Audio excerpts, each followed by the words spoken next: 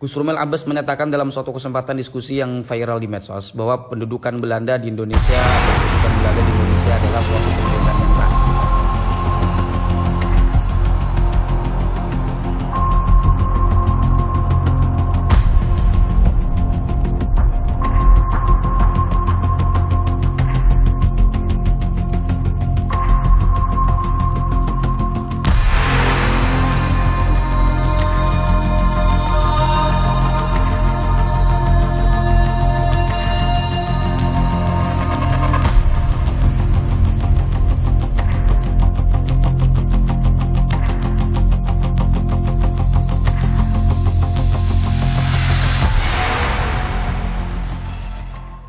Assalamualaikum warahmatullahi wabarakatuh. Alhamdulillahirabbil alamin wa bihi nasta'inu ala umurid dunya waddin wassalatu wassalamu ala asyrafil anbiya'i wal mursalin sayyidina Muhammadin wa ala alihi washabihi ajma'in amma ba'du.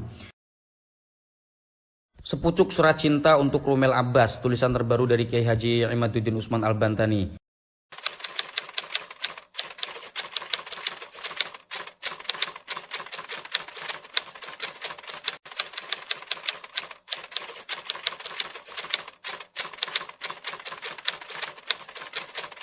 Gus Rumel Abbas menyatakan dalam suatu kesempatan diskusi yang viral di medsos bahwa pendudukan Belanda di Indonesia adalah suatu pemerintahan yang sah.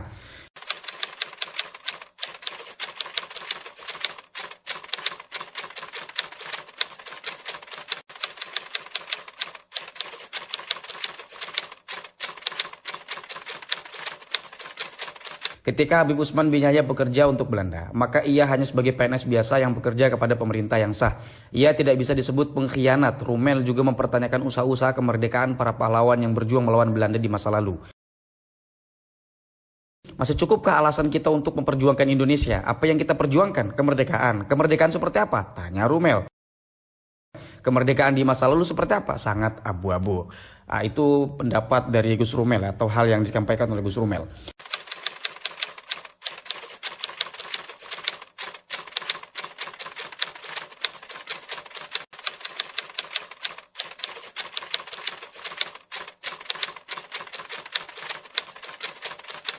Ia juga dalam kesempatan yang sama menyatakan, Soekarno itu tidak sehebat yang orang kira. Ia nampak hebat hanya karena dikelilingi oleh orang-orang yang bodoh yang tak bisa membaca.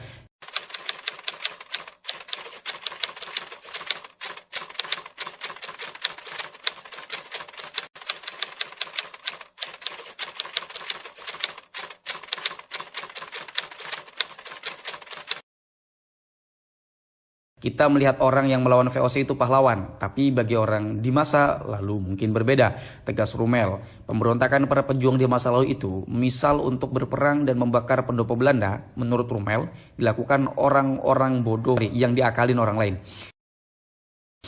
Itulah paradigma berpikir Rumel Abbas dalam memandang bangsa Indonesia dan para pahlawan di masa lalu. Pandangan seorang keturunan imigran Yaman. Dalam suatu waktu, ia menegaskan kepada penulis bahwa ia berasal dari sebuah klan di Yaman. Ketika mendengar ungkapan-ungkapan Rumel itu, penulis bertanya dalam hati, apakah paradigma berpikir seperti itulah yang dimiliki keturunan imigran Yaman hari ini? Atau ia hanya paradigma berpikir kebanyakan imigran Yaman di masa penjajahan? Semoga semuanya salah. Karena kalau tidak, hari ini mereka akan menghadapi penulis dan seluruh putra-putri Indonesia dari Sabang sampai Merauke. Karena bagi kami, Indonesia ini adalah tanah pusaka, tanah warisan leluhur yang telah dijaga dan dirawat dengan cinta. Untuk mereka para leluhur di masa lalu dan untuk keturunannya kami di hari ini. Kemudian, wahai saudaraku Rumel, setiap pikiran, keringat dan air mata Soekarno dan kawan-kawan di masanya itu bagi kami adalah mesin penggerak dari bahan bakar yang telah ada terpendam dalam dada setiap bangsa Indonesia untuk memperjuangkan kemerdekaan. Soekarno bagi kami bukan orang biasa di antara orang-orang yang bodoh. Ia adalah sosok yang ditakdirkan Tuhan untuk merangkai semangat yang telah ada dan menyulamnya menjadi perjuangan yang nyata sehingga kami bangsa Indonesia selalu merdeka. Kami sukacita, kami bahagia, kami merdeka. Di hari bahagia kami tanggal 17 Agustus 1945, Mungkin ada yang menderita, yaitu mereka yang selama ini tinggal di Indonesia mengabdi kepada Belanda.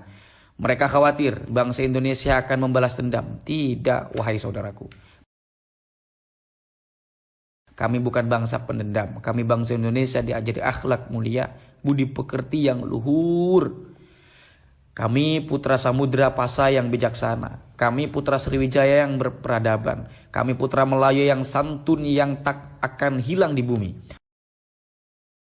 Kami putra Pagaruyung yang bersendi adat, adat bersendi syara. Kami putra Batak yang berkata apa adanya namun hati kami jernih sejernih air di Danau Toba. Kami putra Sakala Brak yang berbudi pekerti. Kami putra Kutai Marta Dipura yang berbudaya. Kami putra Luwu yang gagah perkasa dan baik hati. Kami putra Loloda yang pemberani dan tiada iri dengki. Kami putra Papua yang perkasa dan manis senyumannya. Kami putra Nusa Tenggara yang berwibawa. Kami putra Bali yang asri dan punya harga diri. Kami putra Majapahit yang mempersatukan Nusantara dengan cinta. Kami putra Pajajaran yang silih asih, silih asuh dan silih wangi. Yang kami ingin hanya merdeka. Kami jaga, kami rawat dan kami kelola sendiri tanah air, hutan dan udara warisan leluhur kami. Indonesia ini harta kami. Apa yang salah dari perjuangan orang yang menjaga harta bendanya? Nabi Muhammad SAW pun menyatakan, siapa yang mati karena membela hartanya, maka ia mati dalam keadaan syahid.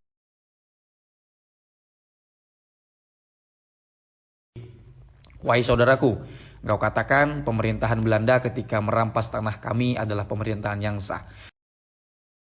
Ini juga perlu ditanyakan, sah menurut siapa?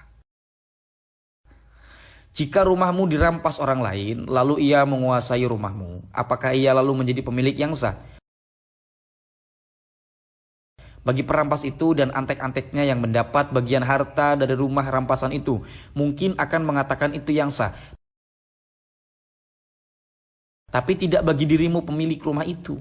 Perampas itu adalah orang zalim yang wajib diusir dan dilawan, bila perlu dibunuh. Pemilik rumah Indonesia ini adalah kami, wahai saudaraku. Kami nyatakan sekeras-kerasnya pernyataan bahwa pemerintahan Belanda dan penjajah lainnya adalah tidak sah, wajib diperangi, wajib diusir. Dan semua orang yang membela dan membantu Belanda ketika itu adalah pengkhianat, apapun alasannya. Dan yang dilakukan oleh leluhur kami di masa lalu adalah perjuangan yang sah. Mereka membakar pendopo Belanda itu tidak berdosa dan mendapat pahala yang tiada tara. Yang dilakukan leluhur kami di Surabaya, membunuh Malabi adalah jihad berpahala surga. Dan itu pula yang akan kami lakukan. Jika hari ini atau masa yang akan datang ada orang-orang yang akan mengusik keindonesiaan kami putra-putri Indonesia dari Sabang sampai Merauke tidak akan tinggal diam. Ini janji kami untuk semua itu. Kami akan korbankan apapun sebagaimana leluhur kami mengorbankan segalanya untuk kami hari ini. Seperti engkau mewarisi paradigma berpikirmu seperti di atas, begitu juga kami mewarisi jiwa kesatria leluhur kami itu. Setiap bangsa lain yang hari ini hidup di tengah-tengah kami dengan sopan santun dan akhlakul karimah, akan kami jaga, akan kami lindungi, akan kami berikan kesempatan bereksistensi sesuai prestasinya dalam kehidupan. Tetap dengan penuh sopan santun dan jangan mengkerdilkan perjuangan leluhur kami. Jangan mengusik kenusantaraan kami.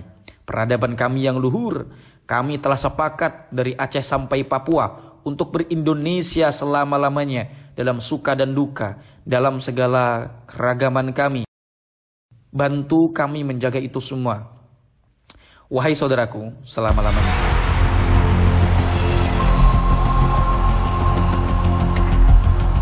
Penulis Imaduddin Usman Al-Bantani atau Kiai Haji Imaduddin Usman Al-Bantani dengan editor Didin Syahbudi.